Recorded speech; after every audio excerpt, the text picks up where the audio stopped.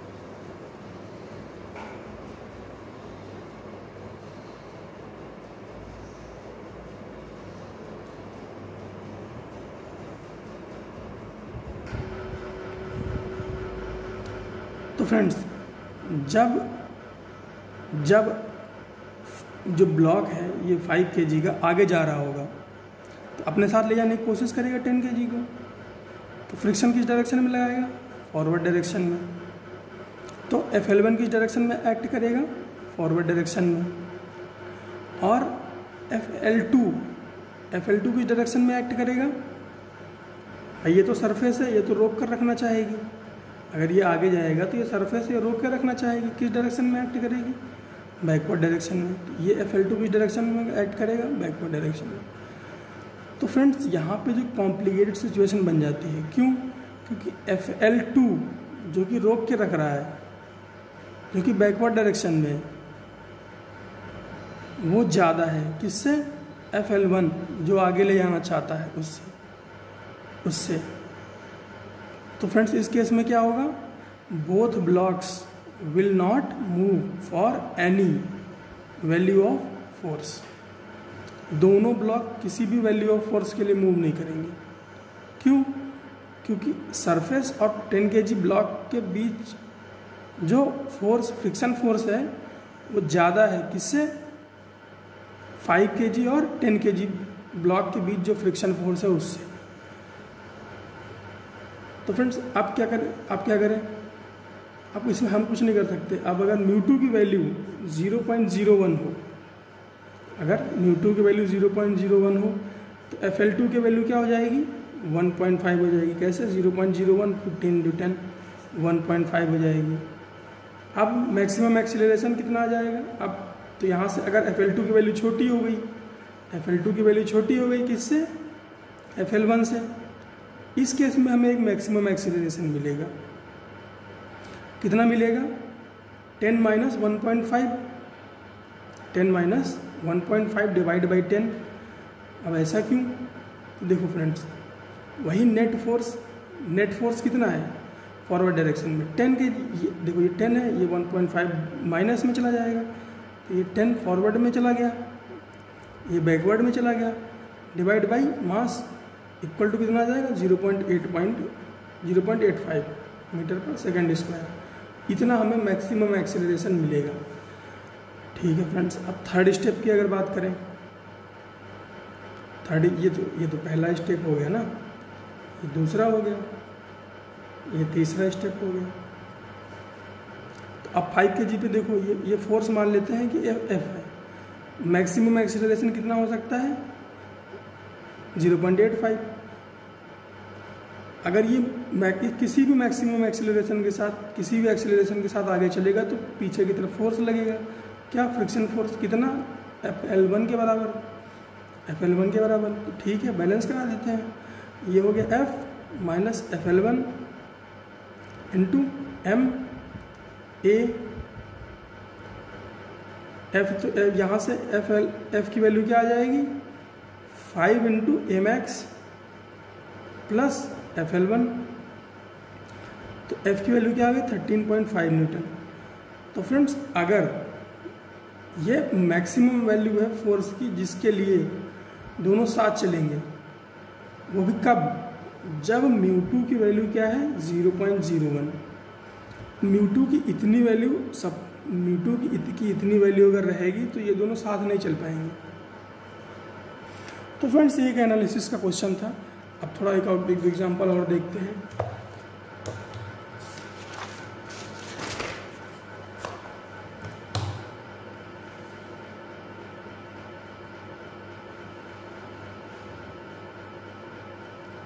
Okay friends, तो देखिए अब हमारे पास क्या है? हमसे कह रहा है find acceleration of both blocks and friction.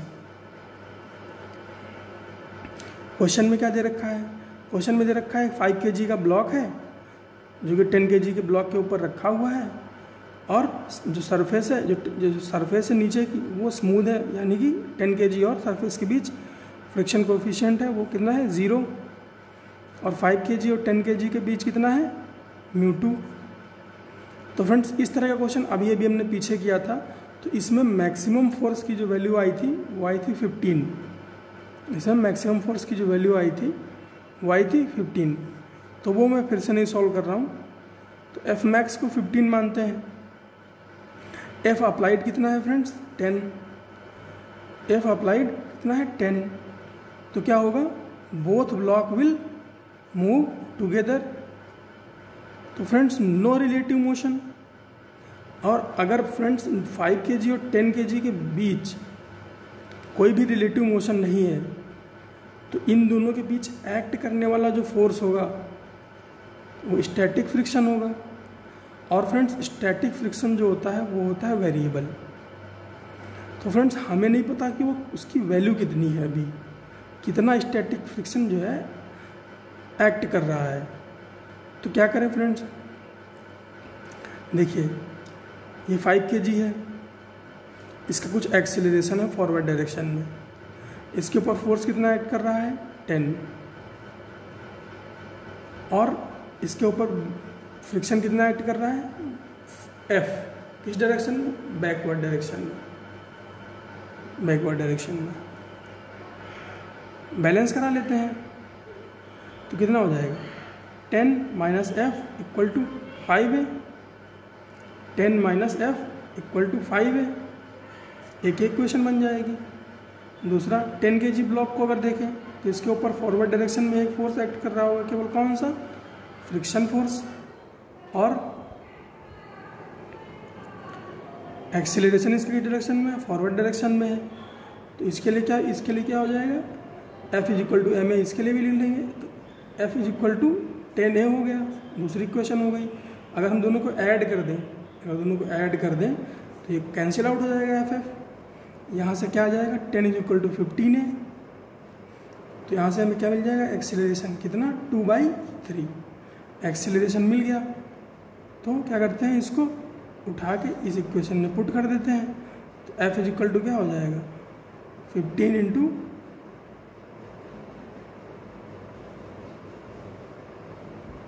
Sorry यहाँ पे थोड़ा मिसकैलकुलेशन हो गई है, 10 इंटू 2/3, F की वैल्यू क्या हो जाएगी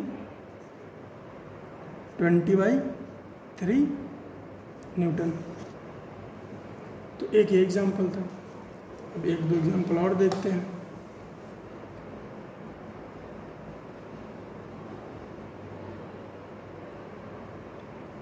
इसमें हमसे क्या कह रहा है, find acceleration and friction of both blocks. Situation क्या है, 5 kg ब्लॉक है, 10 kg ब्लॉक के ऊपर रखा है, 5 kg और 10 kg के बीच फ्रिक्शन कोफिशिएंट कितना है 0.2, और 10 kg और ग्राउंड के बीच फ्रिक्शन कोफिशिएंट कितना है 0, और 10 kg इस बार 10 kg ब्लॉक के ऊपर फोर्स एक्ट है कितना 10 न्यूटन। तो क्या करें, सबसे पहले हमें फाइंड करना है F मैक्स।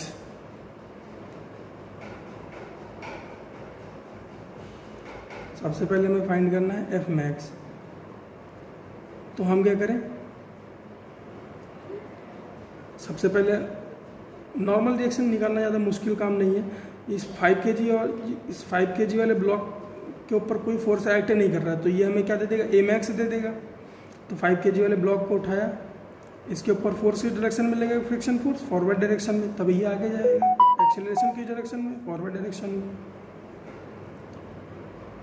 तो फ्रेंड्स FL1 की वैल्यू क्या होगी 0.2 इंटू 5, 0.2 क्या है म्यू है, 5 क्या है मास है इसका, G क्या है, ये 10 क्या है G है। नॉर्मली ये नॉर्मल है, बेसिकली ये नॉर्मल है mg के इक्विवेलेंट। ये क्या है, ये है mg। इसकी वैल्यू क्या, इसकी वैल्यू किसके बराबर होगी, ma के बराबर होगी। ये क्या है, ये मास है, ये क्या है एक्सेलरेशन। तो mx की वैल्यू क्या आ जाएगी 2 मीटर पर सेकेंड स्क्वायर। तो मैक्सिमम एक्सेलरेशन मिल जाएगा यहाँ से। इसके बाद 10 kg वाले ब्लॉक पे आते हैं।